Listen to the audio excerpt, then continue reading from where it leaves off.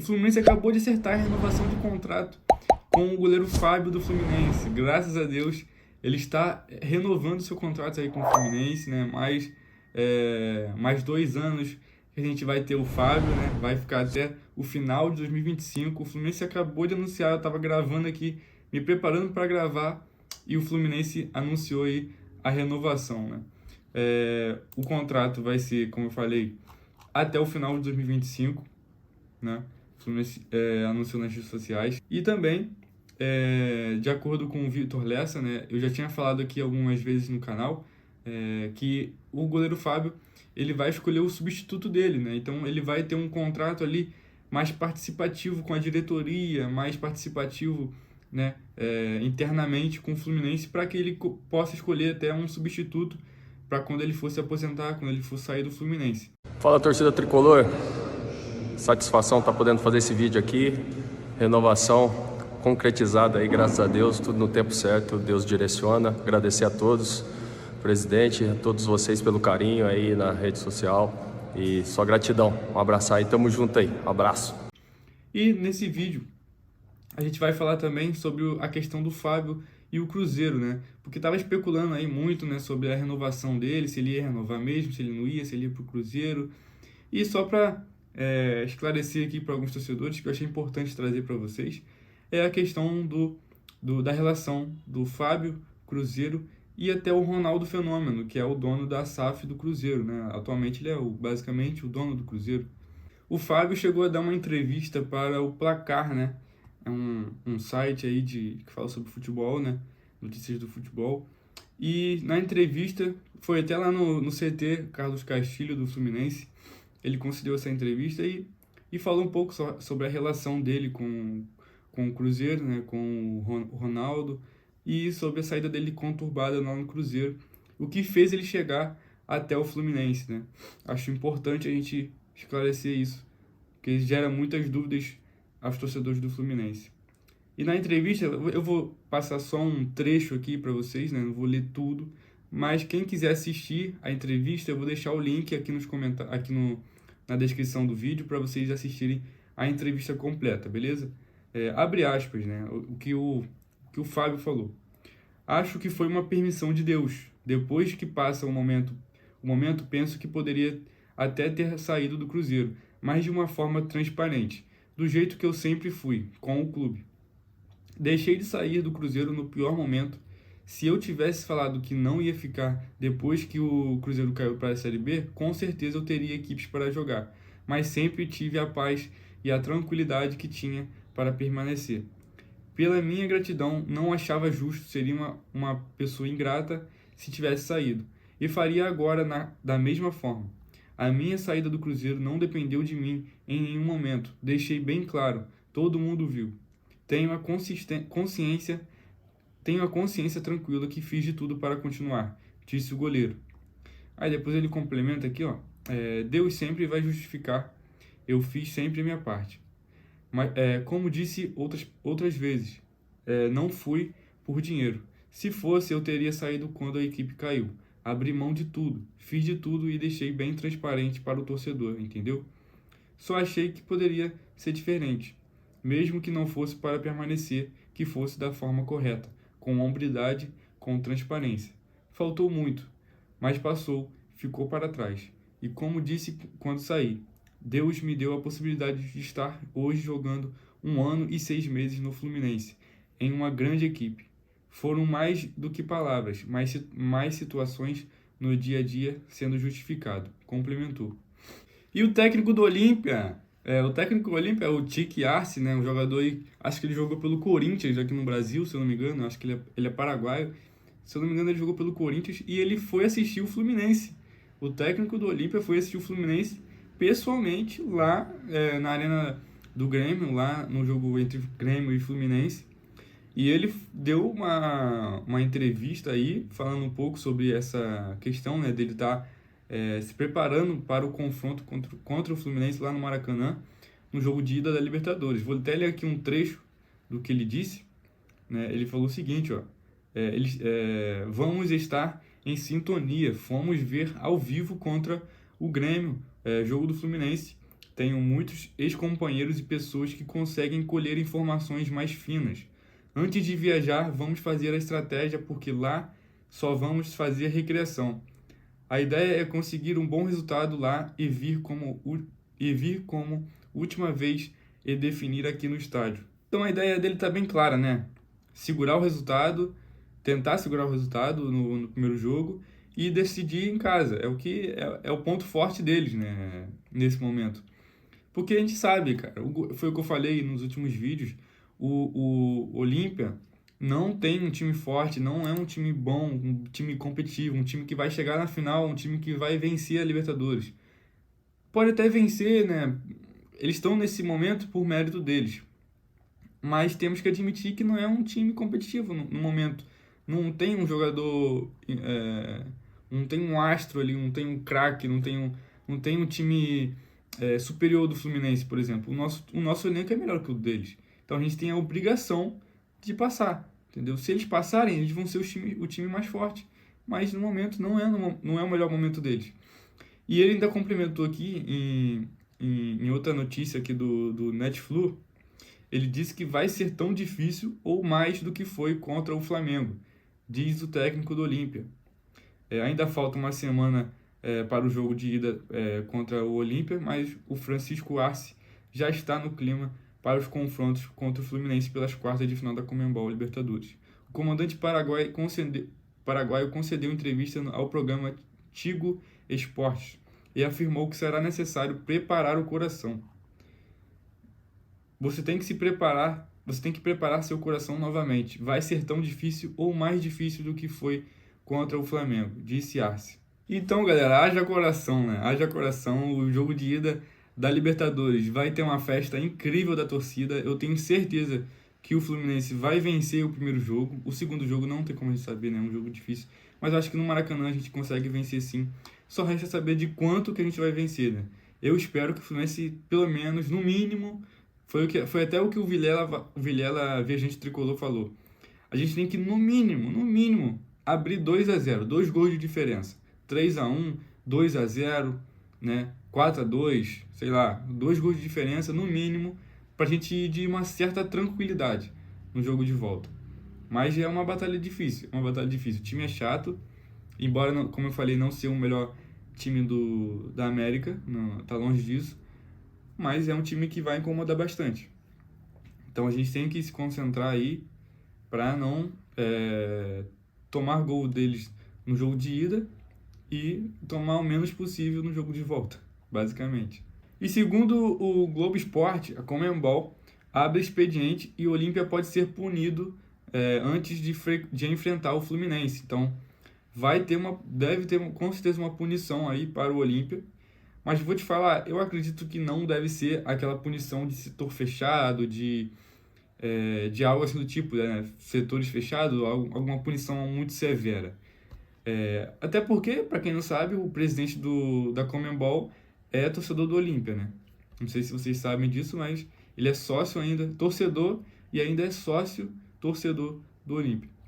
Os foguetórios ocorreram antes e depois da partida contra o Flamengo pelo jogo de volta das oitavas de final da Libertadores. Decisão deve ser revelada antes do início das quartas.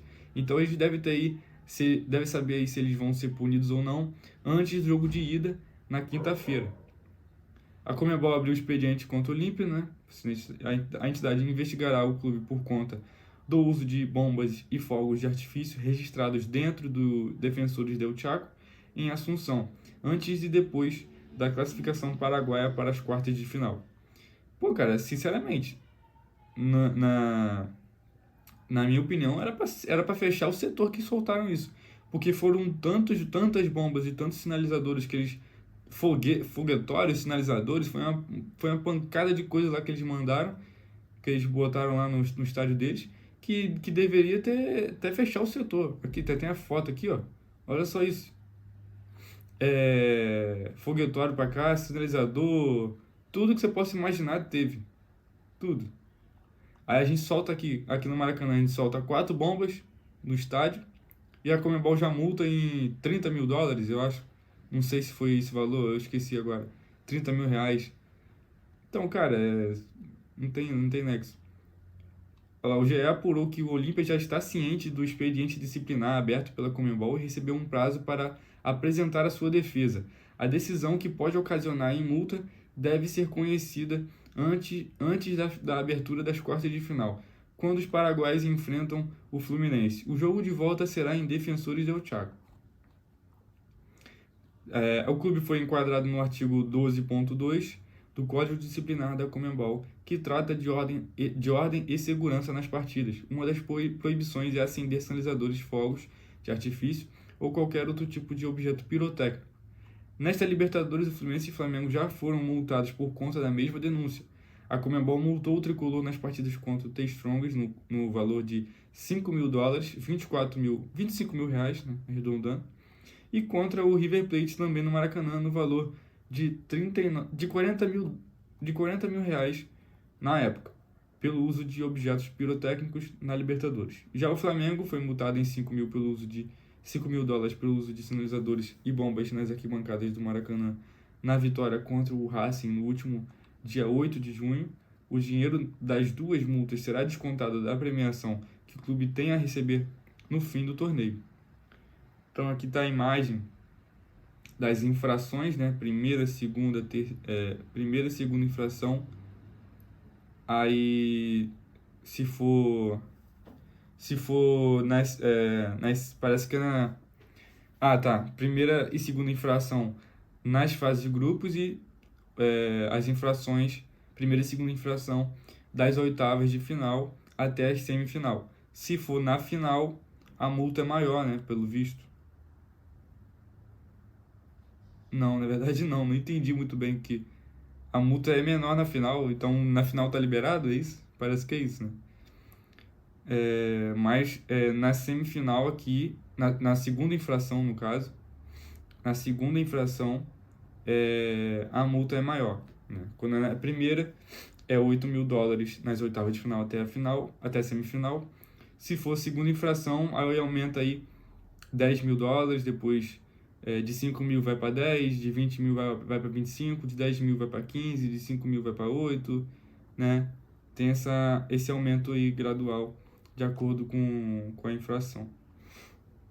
Então, galera, para quem não sabe, a torcida do Fluminense vai fazer um mosaico, vai ter mosaico no jogo contra o Olímpia. Estão falando que vai ser até o maior mosaico já feito do Fluminense na Libertadores.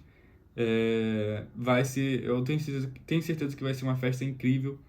E o Fluminense vai fazer aí um corredor humano no dia do jogo, né? Antes do jogo começar, quando os jogadores vão chegar de ônibus, né? Corredor humano, para quem não sabe, quando o ônibus está chegando, a galera vai lá, fica perto do ônibus e acende os sinalizadores.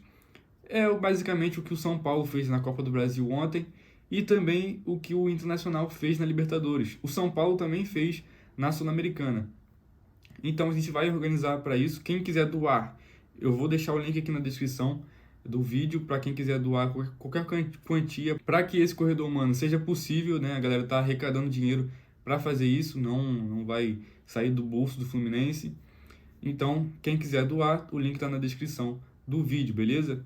Eu tenho certeza que vai ser incrível isso. Quem puder também, chegue cedo no Maracanã, cara. Chega cedo. O ônibus deve chegar aí por volta das 7 horas, 7h30. Então, eu vou estar no Maracanã 6 horas. Vou estar lá, eu nem bebo, né? Mas vou ficar lá de bobeira lá, quero nem saber. Tô muito ansioso para esse jogo, muito ansioso, muito, muito. Vocês não têm noção. E já é nas quartas de final. Imagina se a gente passar para a semifinal. Aí mesmo que eu vou ficar mal, né? E também falando sobre Olímpia e Fluminense, tivemos aí a abertura dos ingressos para o jogo e acabou esgotando em 2 horas, se não me engano, 3 horas. Acho que foram 3 horas que já acabou os ingressos, né? Já foram todos esgotados, pelo visto. Não tenho certeza dessa informação, mas parece que sim. Porque quando você entra lá, não aparece nenhum ingresso disponível para você comprar, tudo aparece indisponível. Creio que em alguns dias devem colocar alguns ingressos à venda de novo, né? Pessoas que cancelam, né? Erros de pagamento, etc. Alguns cambistas que o Fluminense identifica e bota para vender de novo. Acontece isso. O que me chamou a atenção foi que hoje pela manhã o Fluminense postou lá no Twitter um chamado lá para os torcedores comprar os ingressos. Eles botaram aqui, ó, check-in aberto, meus sócios dos planos Arquiba 60% e pacote jogos podem garantir o lugar no primeiro jogo das quartas de final da Libertadores. Vem para a decisão. Faça seu check-in em nense.com.br, né? E aqui a imagem do jogo. Aí, beleza. Aí tá dizendo aqui, ó, próximas aberturas, Plano Guerreiro, 18 de agosto, às 10 horas. Mas o que me chamou a atenção é que não tem ingresso. Eles falaram pra gente comprar o ingresso, falando aí, podem resgatar, fazer o check-in, mas quando você entra lá não tem como você fazer o check-in. Então não fez o menor sentido o Fluminense postar isso nas suas redes sociais. E a galera, os comentários foram só isso, né? Todo mundo aqui postando, até minha namorada postou aqui, ó. Não aparece nenhum setor, já acabou todos os ingressos, cadê os ingressos? Só deixei de ir a um jogo do Maracanã esse ano, até pro sábado já garanti, mas pelo visto, esse da Libertadores será o segundo. E enquanto isso, cheio de torcedor cambista vendendo por aí. Valeu mesmo. Aí, tá vendo? Aí muita gente que compra para vender, nem vai no jogo, aí fica tirando o lugar de quem quer ir, de quem vai. Eu tenho um amigo que mora em Santos, ele é do Mato Grosso, mora em Santos e quer ir no jogo. Como é que ele vai? Se não conseguiu, eu tava tentando pegar o dele, mas não consegui pegar. E aí? O da minha namorada também não consegui pegar também. É complicado, né? Complicado. Mas é isso, galera. Foram vendidos aí pouco mais de 50 mil, né? A última parcial que o Fluminense lançou foi essa. Resta saber, foi o que eu falei, resta saber se vai aparecer aí os ingressos que foram cancelados e etc.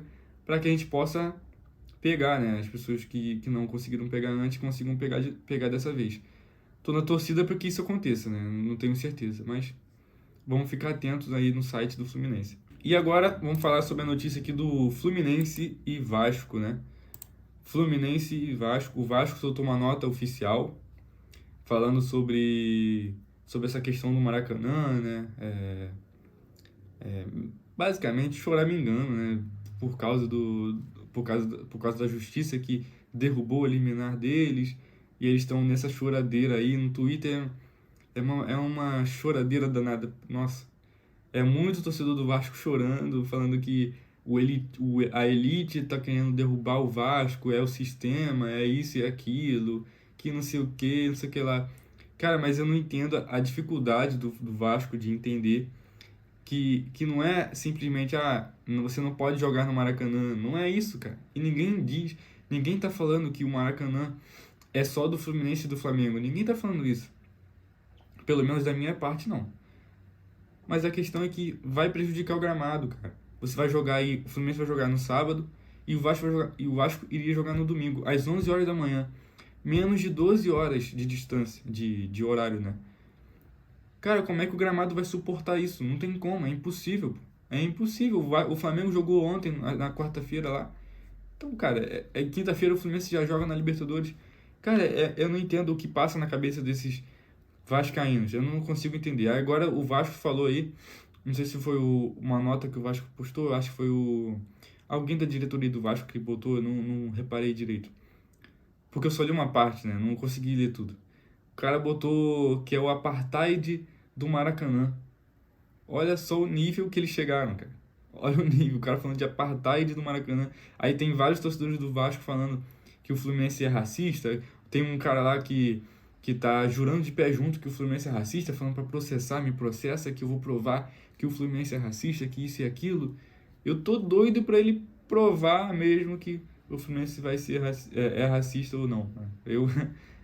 Não dá pra entender o que passa na cabeça desses caras, mas não dá. Eu nem perco meu tempo respondendo eles nem nada. Mas eu vou ler aqui rapidinho um trecho do que o Fluminense falou na nota oficial, né? Não vou ler tudo porque ficou bem longo, mas eu vou ler algumas partes aqui, né? Que passou no Globo Esporte, do Fluminense lá no site do Globo Esporte.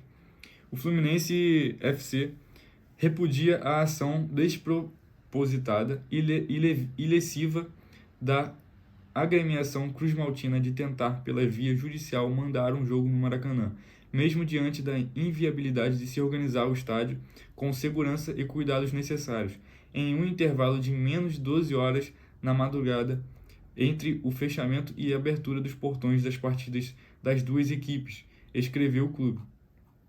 A questão da segurança é tratada pelo clube tricolor como ponto primordial na interpretação dele para a negativa da justiça em relação à utilização do estádio. Apesar do desembargador André Luiz Cidra ter apontado que a preservação do campo de futebol onde as partidas são realizadas constitui atividade imprescindível como motivo para o veto.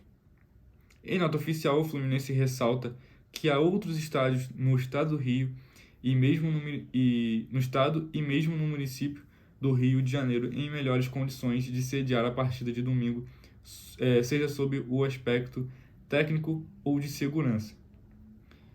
O texto afirma que o uso intensivo do Maracanã causaria impactos negativos evidentes para Flamengo e Fluminense, que detêm a permissão de uso na arena pública.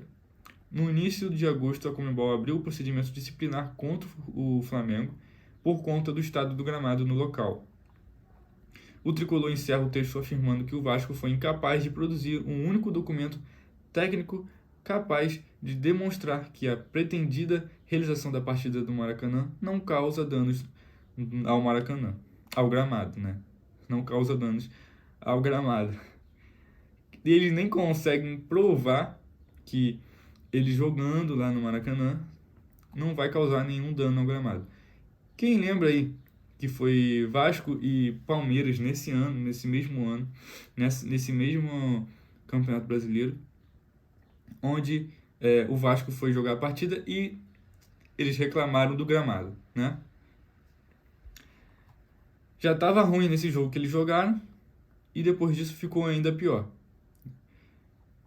Mas, cara, é uma situação muito chata que a galera parece que finge não entender, ou tem a preguiça de entender, ou é mesmo burro mesmo, ou a pessoa é burra mesmo, não é possível. É cada coisa que acontece com esses torcedores do Vasco, né? O time tá na zona de rebaixamento, os caras estão preocupados em jogar no Maracanã ou não jogar no Maracanã, ou nessa briga de Fluminense e Flamengo, preocupado com outras coisas do que preocupados em sair da zona de rebaixamento. Isso que eu não entendo o que passa na cabeça deles. Ai. Mas, galera, se inscreve aqui no canal, ativa o sininho, deixa o seu like aí, comenta também o que você acha dessa notícia toda aí, envolvendo o Fluminense, o Fábio, a renovação, o quanto você tá feliz. Eu acredito que todo mundo concorda com essa renovação do Fábio, né? Eu acho que é 100% aí de certeza que todos os tricolores são a favor. Mas comenta aqui o que você acha, curtam esse vídeo, deixa o like, compartilha, comenta. E é nóis, valeu, saudações tricolores, tamo junto.